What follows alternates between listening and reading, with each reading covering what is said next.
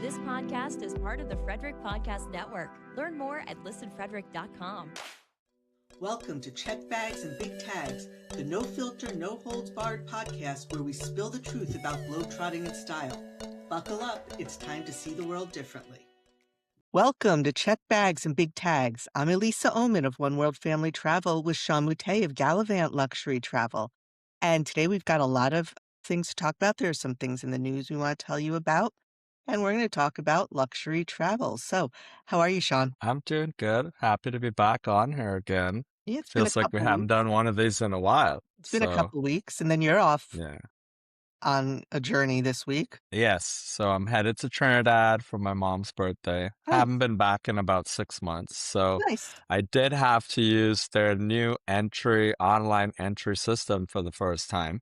Hmm. And that worked pretty well and pretty easy. They're doing like all the other Caribbean islands that have the go onto a website, fill it out, get your little QR code for when you land there for immigration. So Does it cost? Yeah. Does it cost? No. It's just they used to be, it was all paper before, and now they've gone from paper. They've finally gone online. Did have a couple stumbles with it when they first initiated the process, but now it seems to be working fine.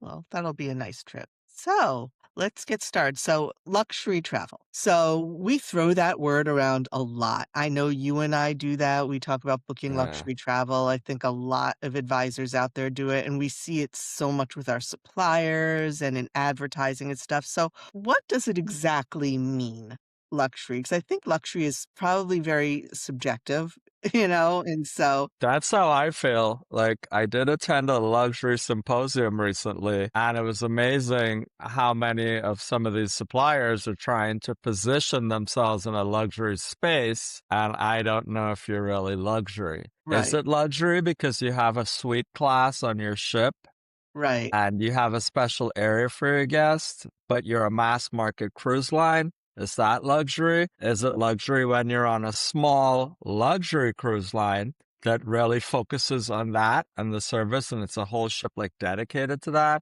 Is it the hotels you stay at? Like what some people may consider luxurious and all-inclusive, other people are like, oh no, that's not luxury. So I how do think we define it? the old definition, like what people truly think about, like the old luxury, it like focused on, Michelin stars and the thread count in the sheet, and white glove service and lobby and stuff like that. But is that really, and that still applies. Yes, that still, but is that like the total definition of luxury these days? And I think it's defining, I think it's a combination of things. I think it's being redefined as people redefine how they travel, in my idea, real luxury it's very personalized. So it's not so much that you're booked. Yes, great, you're booked into the Ritz-Carlton in London or wherever. That's great. But it goes so much further than that in a luxury trip. To me, it's all the touch points along the way, like the true luxury clients. Obviously, not everybody's going to fly in a private jet, Right, but right. they're either doing business or first class where they're going. You're having a meet and greet at the airport, sometimes even VIP entry service Mm-hmm. to carry them to their hotel or villa or wherever they're staying. Then you have hands-on people to help manage their trip in the destination. Some people want to be handheld every step of the way. They want all private tours with a private driver. They want special experiences catered just to them. All these things for them may be considered luxury.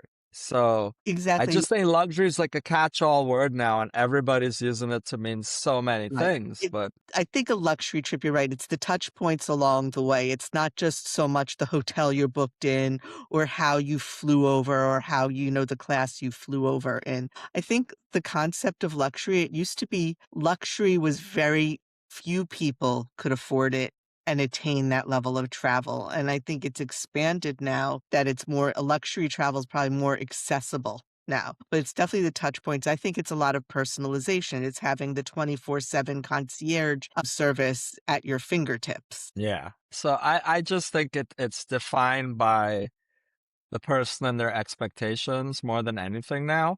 And yes, there are luxury products and hotels and stuff in the marketplace, definitely, like 5-star hotels and resorts and like I said, the cruise lines. There's even land tours that cater to luxury clients.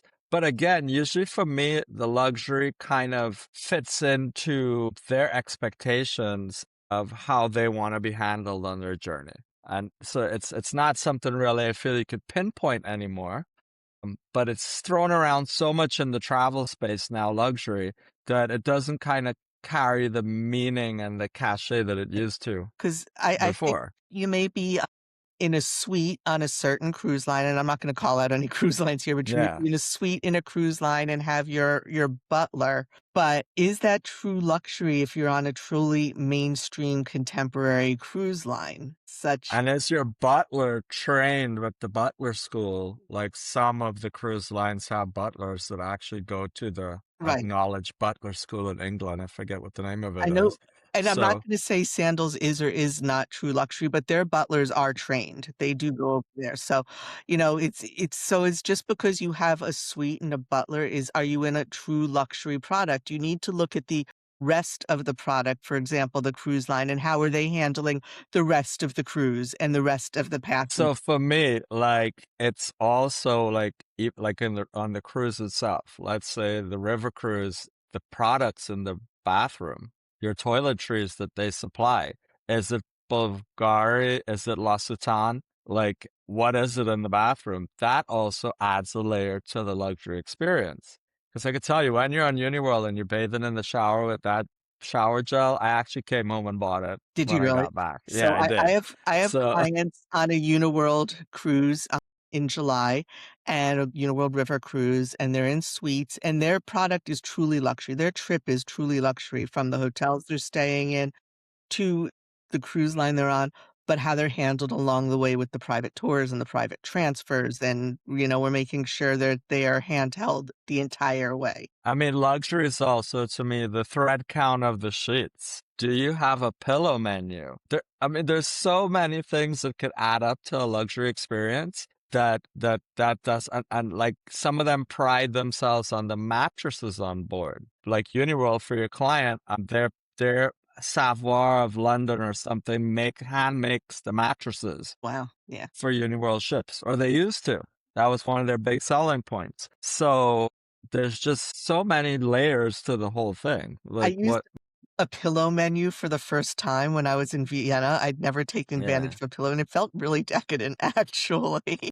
yeah. So that so again, you may not have a true luxury client, Right. but there's ways for us to get our clients to have luxury type experiences while on their trip. It doesn't have to be like a total luxury trip because not everybody can afford to go five No, star but all we the way. can Let's we be can definitely realistic make here. it accessible, luxury Right. accessible to our clients in various components, you know? I mean, I thought it was just decadent, and having them bring me this special pillow. It was like a special Austrian pillow that was very like with pine or something in it. It was very unique to Vienna.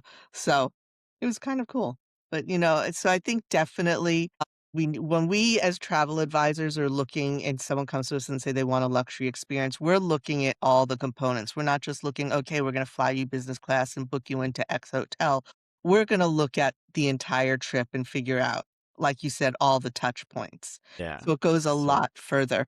I think luxury also has to do in the way people are traveling now that, in some ways it's much more decadent that there are people out there that can take a slow travel look at their trip, and they're traveling longer, they're traveling in more boutique hotels, yeah. they're not so much going to the touristy places, they're looking for kind of the off the beaten path or the more out of the box style excursions and tours. Yeah. When So you have a so for my clients, what I find that they're gravitating more towards is private tours when they're on their trip. We know the cost difference between like private and small group, and then right, if you go to regular. So a lot of them, when they're choosing their tour experiences in a city or a particular area I'm sending them to, a lot of them now really want that private guide, and they're going to pay for it. So that's their luxury up. That's how they're up in their luxury experience. They want that more personalized, private, kept in a cocoon type of service. So And then I see them experimenting a little bit more with hotels, but then it's up to me to kind of suggest the hotels and stuff. And I go to a lot of lunches and stuff here in Florida Same here. with various different people who rep all these five-star hotels. And trust me, I would love to sell all my clients some of these properties I see.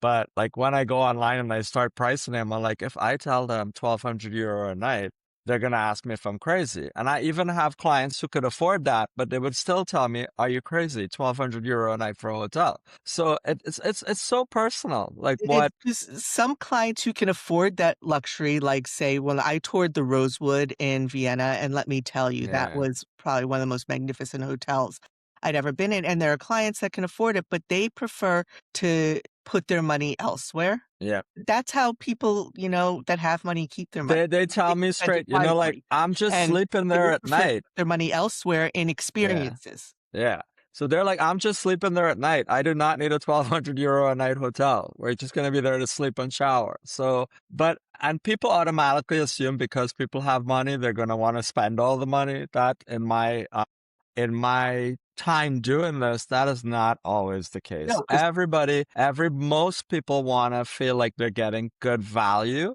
exactly. even when spending in the luxury space. And again, like So, we said, that's how they have their money. They keep their money by spending it wisely and making mhm, decisions at how they're spending it. Just because they have it doesn't mean they want to spend it, but they're going to yeah, still get a luxury experience. Now, we have a supplier that I know of a supplier in that specializes in the United Kingdom, and they are true luxury. Like if you say you're a history buff, they'll get you the tour of the Churchill War Rooms with the director.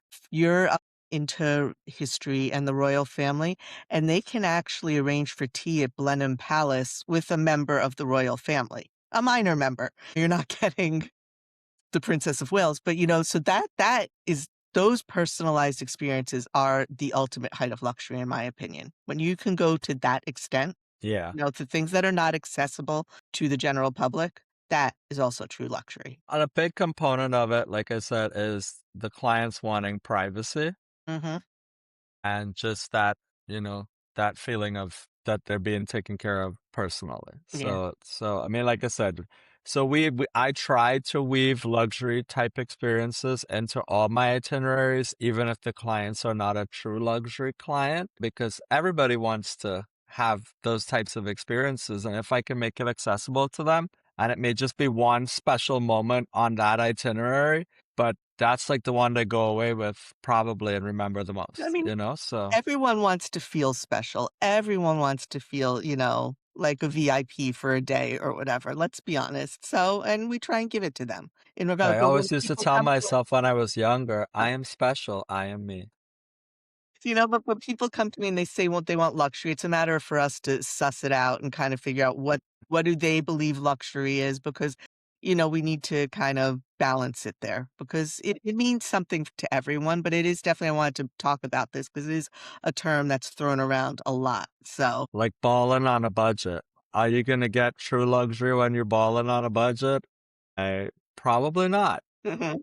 you know? To me, I think like an all-inclusive resort, just the whole concept of it to me does not scream luxury. I do not care how nice that resort is. It's The whole all-inclusive concept to me does not scream true luxury. no, because it's Like very mass even produced. It's very mass marketed, yeah. mass So the produced. difference is okay. Let's go stay at Mayacoba in the Cancun Playa del Carmen area, as compared to one of these luxury all-inclusives. It's like a completely different experience of the same area in Mexico. You know? So Well, because yeah, like I said, the all-inclusive is very mass produced. It's very mass yeah, market, regardless of the level. Where you go to yeah, the non-all-inclusives, and you're getting much more personalized service because it's not mass produced, and each meal, each experience, there's tailored to yeah, your desires. yeah. So, So. there's uh, something for everyone. But so that's So, in closing, speaking that things are opposite of friction free, let's talk Thailand because my God. they just threw a wrench on a lot of people's travel Mhm. plans. So I So, always what's going on in Thailand? Yeah, so I always considered Thailand to be that one country where if you're going to visit it, you need to do it right and you need several weeks to do it because Yeah, there's so much to see, and it's a really diverse country between the mountains and the city like of Bangkok, and then you're going down and looking at the beaches. And it's just got so much history. You need, I'd say, at least 3 weeks to a month Yeah. to really do it well. And it's so inexpensive once you're there that it's actually that is for people at the time, it's doable. But now Thailand used to have their visa-free entry. It used to be 60-day visa-free entry for travelers from 93 countries and territories, and that included the United States, Australia, the United Kingdom. So we could go and we could stay there visa-free for 60 days, and that gave you a great amount of time to see this wonderful country. They have now chopped that in half. It is now 30 days visa-free. Yeah. And that, So, I mean, yes, you can still see Thailand in less than 30 days, but it definitely puts a wrench in a well, lot of. I know just from looking online and looking at all these various influences and people traveling, people are just going there and sitting there for like 3 months at a time. Yeah, And so you're actually resident there at that point, right? And this is not what the visa-free travel requirement was originally intended for. exactly. And And that's become the problem. So the change was announced May 19th, and the rules to take effect 15 days after the announcement. And there are some countries, and I don't know which ones they are, that are 15-day visa-free. yeah. And the reason they're doing it is it was abused. Like you said, people just go and sit there for months and do And nothing. not only the going and sitting there, a lot of them are causing issues for the locals. So it's not like you're going there and you're being a gracious visitor. A lot of them have started to cause issues in all these little towns and villages and It's getting due to into scraps with the locals, and it's just getting out of hand. bad Yeah, behavior of people who can go over and think they can take advantage of this very country that is very hospitable and gracious right, and also inexpensive. They think so. It was due, they said, due to bad behavior of tourists. Also, they believe that this long visa-free period was to blame for an increase in condos and other accommodations being illegally rented to foreign right. visitors. Yeah. So So to curb. So it is seems to there the be. option, if you're going to be staying past 30 days, to apply for an extended visa prior to arrival? Mhm. We don't know the answer to that. I don't. I no, I'm sorry. I really. I blanked for a second. I kind of like zoned out for a second there. So, Yeah. you want to repeat your question? So can they apply for an extended visa? I really don't know. I didn't look into this yet. I Yeah. just saw the article. This is why we can't have nice things. Let's face it. Yeah. Bad behavior. And I've done presentations to some of my networking groups about responsible and ethical behavior. It sounds very preachy, and I Yeah. apologize to everyone in advance. It's because of things like this. It's why we can't have nice things. It's the Yeah. irresponsible. But I really don't know if you can go and apply for an extended visa. Yeah. Or is this one of the things you apply for a visa, you get your visa, then you leave the country and apply I'm again? gonna fire up Google real quick so we get an answer to this I mean, it does while we're here. affect those, like we talked about slow travel in the last segment, people taking that time to travel and having more time to just slow down and not see all the major touristy sites. And so this affects them. It affects the digital nomads or the remote workers who've kind of built their lifestyle around this 60-day visa-free allowance. Okay, so according to Google, you can extend your Thailand tourist visa or visa exempt stay. You can apply for a 30-day extension at any local Thai immigration office before your current stamp expires. Duration grants an extra 30 days. It costs approximately 1,900 Thai baht, payable in cash, and usually limited to one 30-day extension per period. So you're not going to go there, get your 30 days, and then just keep renewing it on day 28 and Right. stay extendedly. So there definitely is the option to extend it. So yeah. So So how if much you're going is to go and stay 1,900 in, I bought? I'm looking it up right now. Here we go. So my little converter here. So 1,900 Thai bahts, $58 in US yeah. dollar. So you could, but and I think I could easily see if this type of behavior escalates or continue, I could see other countries doing something similar. Okay, on the actual U.S. Embassy and Consulate in Thailand website, they actually go into this a lot more extensively, obviously, all the different situations. So if anybody's interested in that, I would visit the U.S. Embassy and Consulate in Thailand, and they give you visa exempt, tourist visas, work visas, retirement visas. There's like a paragraph on more information on Should all the always different check the options. consulate websites. We're here to Yeah. give you information, but we don't rely on us for legal advice. Should Yes. always be checking the consulate websites. But I Well, can when clients ask me questions like that, I send them to the source of the information. know. So recently I had clients checking in for Uniworld. It threw a warning that their passport was going to be expiring and they got in a panic thinking they needed to renew. Well, when I went on Sherpa and then went directly to the EU website, they only needed the passport to be valid for 3 months after they left Europe. So he was well within it. His passport would be 5 months valid. So then a problem resolved, right? And then I called Uniworld and they're like, oh no, that's just the system trying to remind people that their passport might be coming up for renewal. So my client was like, oh, they're just trying to give us old people stress when I spoke to them on the phone today. I said, no, but there are people whose passport may expire or coming up to expire while they're on the trip. So they need to make sure you don't land up there and there's passport I issues. saw on one of my travel agent groups this morning a woman talking about how her clients were supposed to leave like in the next 24 hours for the Caribbean and just realized that her husband's passport expired last year. My goodness. Yeah. Yeah. I'm always looking at my passport. I'm obsessive And about that. yeah. So just because I was using my Trinidad passport today, I was like, okay, this is good till 2029. So yeah, I'm always checking the Yeah. expiry dates and stuff to make sure I Yeah. am And that's compliant. another PSA off topic, but check your passports. If you have a trip planned, don't wait till the day before to look at your passport. Okay. Or if you come to me planning a trip, at that point, I usually request a picture of the passport information page. And people might ask, why do I do this? I do it because I want to make sure the passport is valid for the time period that you are going to be traveling. And quite a few times I've caught that people's passports were going to expire and they were able to resolve the issue before the upcoming trip. I So, I also wanna see it because I wanna see the names on the passport. yep, I always ask people for your full legal name that's on your yeah, passport. They don't always give me that full legal name, you know? no. I've also had clients that have screwed up their own kids' birth dates. So, Yeah. that's why. It's like I go by Precious Jones, and then you get the passport, and it's Chantal Precious Jones. No, So I no, had a you're client years ago, and I knew the family, and the guy went by the name of Pete. We all knew him as Pete. And when I had them fill out the forms and everything like that, it came back his full legal name as Pete, only to find out it was Pierre. Pierre. Oh, okay. We managed to get things changed, but I was like, why, what full Yeah. legal So name? when we ask you for your passport, there's reasons we're doing this. It's for our own good. It's also for you. And this is where we can catch stuff that could possibly derail your trip planning later on.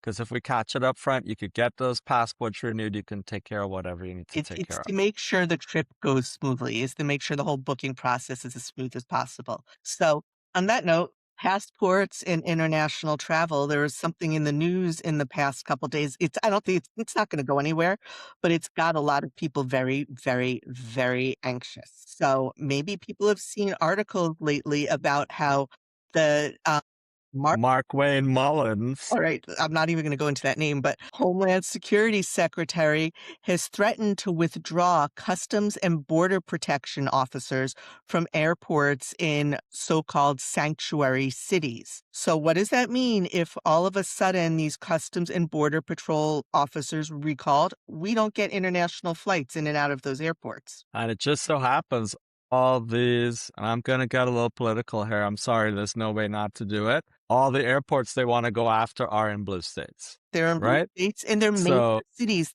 According to the list I saw, it would include Washington Dulles. It would include Philadelphia, Newark, JFK, Los Angeles, Chicago, Denver.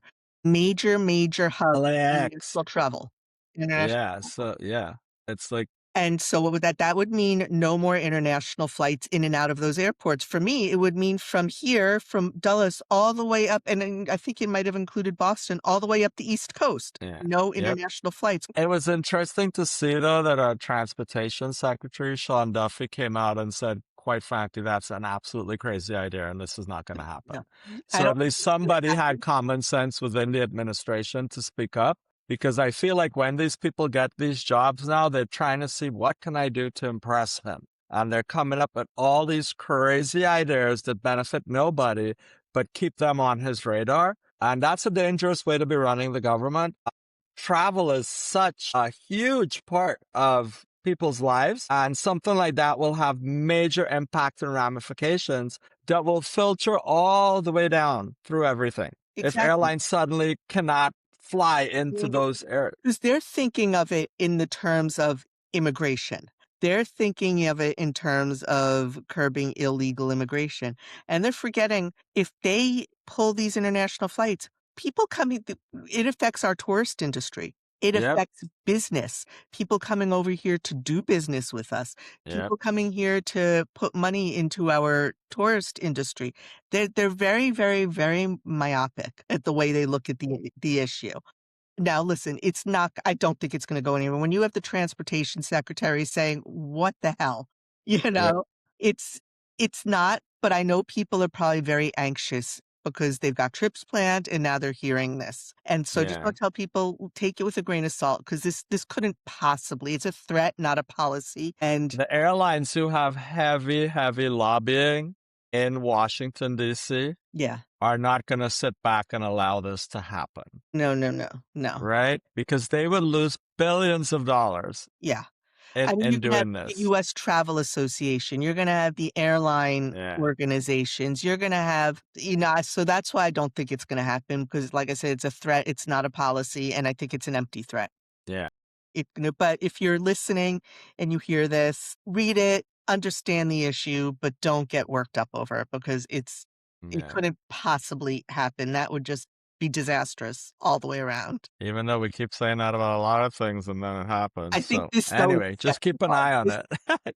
keep, this is a step too far, though. yeah, keep an eye on it, as we don't think this is something that's going to be feasible to implement, and there's going to be a lot of pushback on it. But, the news likes to hype it up because, oh, he said this, and then all of a sudden everybody's running with it. Exactly. Again, we mentioned this also in the last episode. When you see these things, rationalize them, because the media does like to hype it up and it's, think about it rationally and not just based on sensationalized headlines because, And Google is your friend, people. yep. Google is your friend. Google stuff. Look for different sources of your information.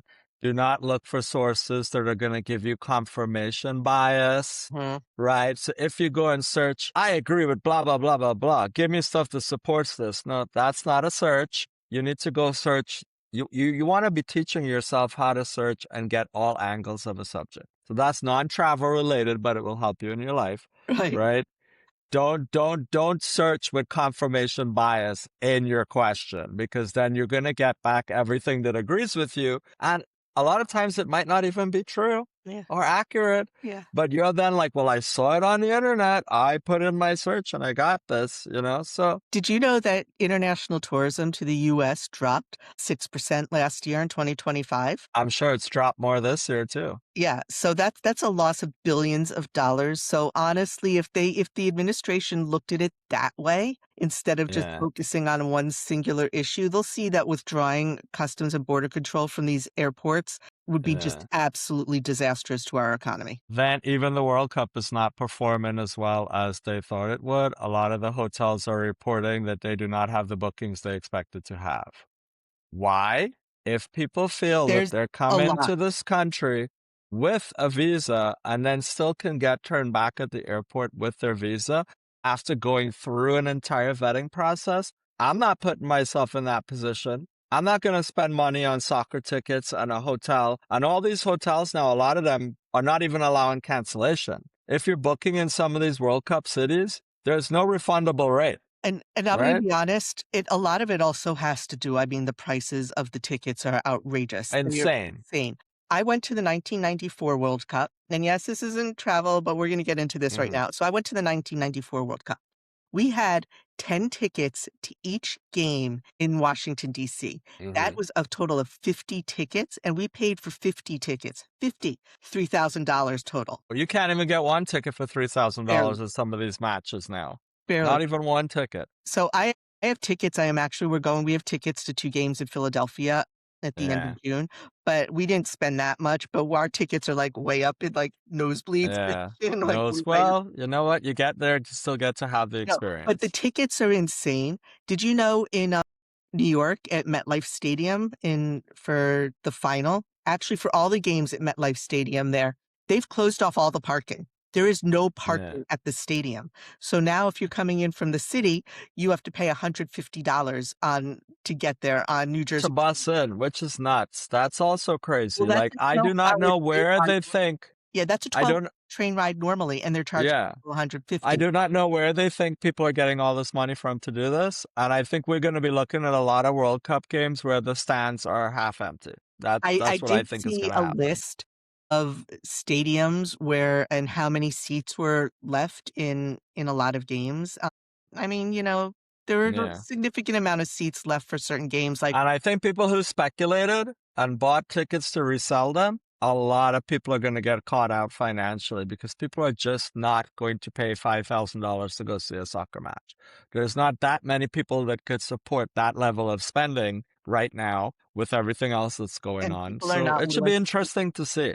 It the should be money for interesting. games in the United States. Now, Canada and Mexico, their games are sold out. Yeah. Games in Canada and Mexico are sold out. The United States, and we all know why we're struggling there. We all know. Yeah. We all know. So on that note, Yeah. we need to end on something World Cup does positive. start soon, so it's very exciting in our house. Yeah, We for are going everybody who to likes to watch it on TV. the world stops when it comes to the World Cup in our house. Everything stops, and it's on constantly. Every game will be watched. Every game will be analyzed in our house. It's very exciting. Yeah. So, on that So note, everyone, we're gonna wrap it up for today. yep, enjoy. Have a safe trip to Trinidad, and Thank everyone, you. stay tuned to next time. All right. Take Bye-bye. care. Thank you for listening to Check Bags and Big Tags. When you're ready to book your next dream vacation, be sure to contact your local trusted travel advisor. If you liked what you heard today and want to hear more travel tips and tricks, be sure to hit subscribe and follow us on Facebook and Instagram at Check Bags and Big Tags. And if you have any questions about travel or topics you want to hear, just send us an email at checkbagsandbigtags@gmail.com. Thank you again for tuning in, and until next time, keep dreaming big and chasing those unforgettable adventures. Live radio, local podcasts, the Frederick Podcast Network at listenfrederick.com.